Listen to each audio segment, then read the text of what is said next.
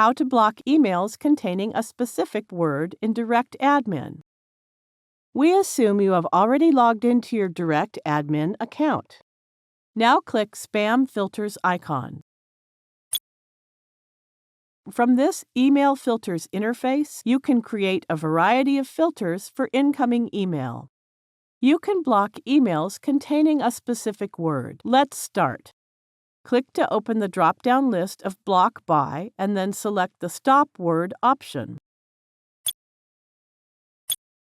Enter that specific word contained in spam emails in the text input box provided. Then click Block button.